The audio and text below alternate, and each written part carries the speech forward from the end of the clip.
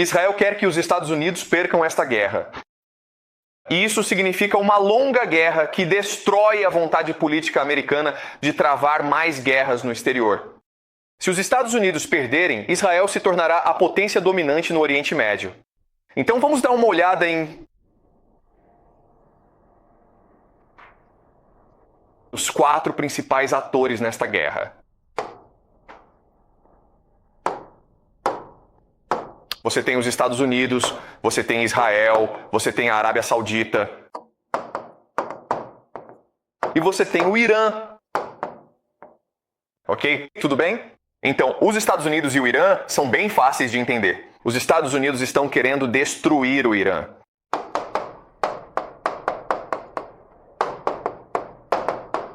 Ok? Por quê? Porque se destruírem o Irã, os Estados Unidos terão controle total sobre o petróleo do Oriente Médio e controlarão o comércio global para o Estreito de Hormuz. Portanto, os Estados Unidos podem manter seu império, certo? Então, um objetivo muito simples. Vamos destruir o Irã. Não nos importa como, não nos importa por quê. Vamos simplesmente fazer, ok? O Irã tem outra estratégia, que é controlar o Estreito de Hormuz e destruir o CENTCOM. O CENTCOM é basicamente o braço militar americano no Oriente Médio, chamado Comando Central, ok? Esses são, portanto, 2 dos principais objetivos militares do Irã. E nós conseguimos entender perfeitamente o porquê. Porque se o CENTCOM for destruído, o Irã terá domínio total sobre o Oriente Médio. Agora, Dubai, Omã, Bahrein e Kuwait serão obrigados a pagar altos impostos ao Irã. Agora estamos em... O novato agora é o valentão do Oriente Médio, certo? Agora é uma potência hegemônica. Esse é o objetivo político desta guerra. Ok? Bem, Israel é um pouco mais complicado. Tudo bem? Para Israel... desculpe, outra coisa que importa é a humildade de Israel. Além disso, se derrotar os Estados Unidos, ainda há Israel, a maior potência militar da região. O plano é humilhá-los e enfraquecê-los. Não dá para destruir Israel, pois eles têm armas nucleares. Se você os irritar, as ogivas nucleares serão lançadas. Você não quer isso. Certo, então esses são os 3 principais objetivos políticos do Irã. Controlar a superfície dos mouros, destruir o SANCOM e humilhar Israel. Se você é Israel, na verdade para você, a estratégia é diferente. O que você quer fazer é o seguinte. Você quer mesmo destruir a CENTCOM e destruir o Irã. Ok? Esses são os seus objetivos. Por quê? Porque ao destruir seus objetivos finais e o Irã, você será a única potência hegemônica no Oriente Médio. Ok? Destruam também o GCC. Destruir a Arábia Saudita também. Por quê? Porque quando a Arábia Saudita for destruída, todos os recursos pertencerão a vocês, entenderam? E isso cria o chamado Projeto Grande Israel, que discutiremos na próxima aula. Mas note que, embora EUA e Israel sejam aliados, cada um possui uma estratégia ideal diferente. Seus objetivos são diferentes e conflitam, certo? Aí vem a Arábia Saudita. O que a Arábia Saudita quer fazer? Bem, destruir o Irã, porque se você destruir o Irã, você tem controle total das ações. Aí você pode ser um valentão, certo? Mas você também quer destruir os EUA. E você quer humilhar Israel.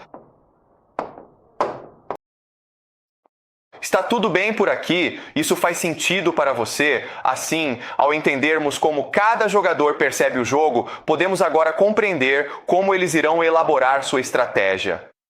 Está certo? Então, os Estados Unidos só querem destruir o Irã. Mas como vocês podem ver, Israel, Arábia Saudita e Irã querem destruir os Estados Unidos. E como se faz isso? Isso se faz forçando os Estados Unidos a uma longa guerra terrestre. Certo? Portanto, se você é Israel, não vai querer usar armas nucleares. Por quê? Armas nucleares acabariam a guerra rápido. Querem prolongar a guerra ao máximo, forçando os Israel a enviar tropas. Você se pergunta, por que os IO não usam armas nucleares? A resposta é, a escada da escalada. Precisa se justificar perante as pessoas, entendeu? Quando você faz qualquer coisa, certo? Quando você faz qualquer coisa...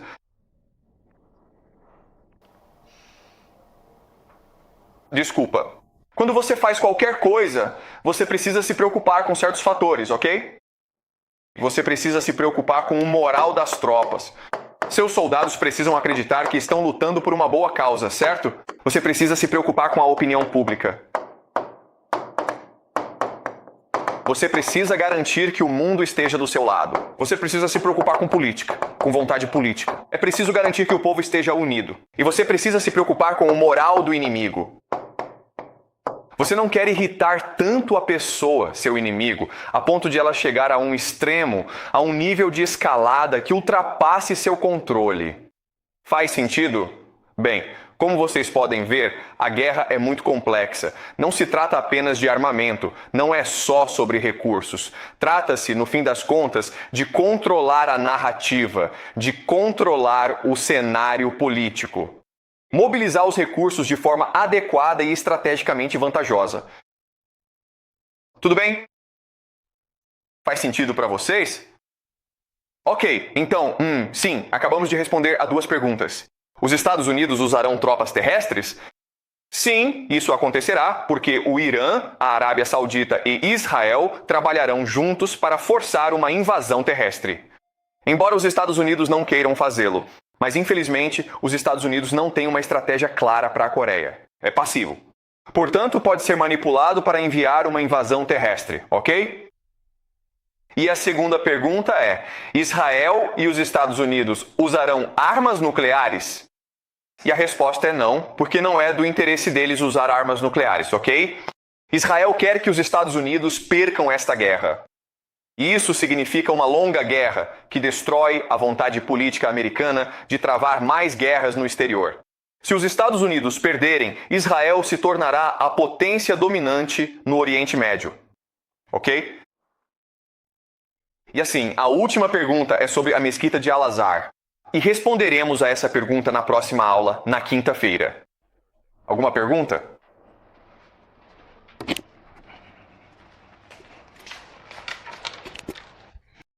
Será que os americanos vão dominar o Irã, assim como fizeram com a Venezuela? Tipo, eles capturaram o presidente deles? Ok, veja bem.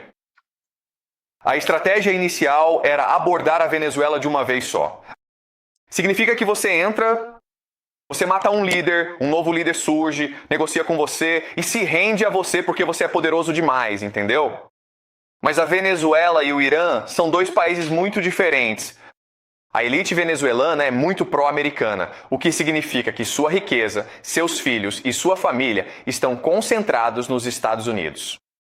Portanto, a elite venezuelana tem um interesse direto em negociar um acordo com os Estados Unidos para proteger seus próprios interesses. Mas por mais de 40 anos, os Estados Unidos têm imposto sanções à elite iraniana. E o Irã se tornou pobre, raivoso e descontente por causa disso. Portanto, eles não perdem nada lutando contra você. Então, mesmo que você tenha matado o líder supremo e muitos de seus líderes, a própria elite está unida para se opor a você, ok? Faz sentido? Ok. Mais alguma pergunta? Sim, Alan. Então, na verdade, tem uma pergunta sobre a motivação do ZEUA envolver-se nesta guerra. Como você disse, os ZEUA, eles querem controlar todo o petróleo, então sentem que precisam aniquilar o Irã. Mas eu acho essa uma situação bastante confusa, porque eu acredito que os ZEUA sabem muito bem que este conflito é realmente de altíssimo risco. E isso pode até mesmo potencialmente destruir completamente todos os sistemas. Então por que correr esse risco? De todo o sistema colapsar só para controlar o petróleo que o Irã tem? Certo, tudo bem. Essa é a questão principal sobre a qual todos estão debatendo. Para ser sincero, vamos discutir isso pela eternidade, ok? Vamos discutir isso pela eternidade e vai ser assim, ninguém sabe. E nunca vai haver uma resposta clara. Na verdade, existem várias possibilidades, certo? O que eu vou fazer hoje é oferecer a vocês a explicação mais simples. Na próxima aula vou apresentar uma explicação complicada, mas a explicação simples é esta. Isso remete à doutrina militar. Então vamos entender como funciona o exército dos Estados Unidos, certo? E a doutrina militar deles é evitar que o Heartland surja, certo? Então, os Estados Unidos estão aqui. Aqui nesta região temos todo o continente europeu. Logo ao lado vemos a vasta extensão da Federação Russa. Aqui encontramos o Irã, a Índia, o território da China e também o Japão. Temos ainda a região do Oriente Médio e logo abaixo o continente da África. Certo? Então, a estratégia da doutrina militar dos Estados Unidos da América funciona da seguinte forma. A maior ameaça ao poder americano é o Heartland se unindo, ok? Por quê? Porque se o núcleo do país se unificar, poderá comercializar por si só através das ferrovias. Mas os EUA são essencialmente uma potência naval. Portanto, é necessário que as pessoas negociem por via marítima, certo? Assim, sua estratégia é garantir que nunca haja qualquer coesão. No coração do Heartland, o objetivo é evitar que surja uma grande potência. Por isso, os Estados Unidos entraram nas guerras mundiais, pelo medo de que a Alemanha dominasse a Europa e a Ásia, criando o Heartland. Assim, os EUA precisaram impedir a ascensão alemã.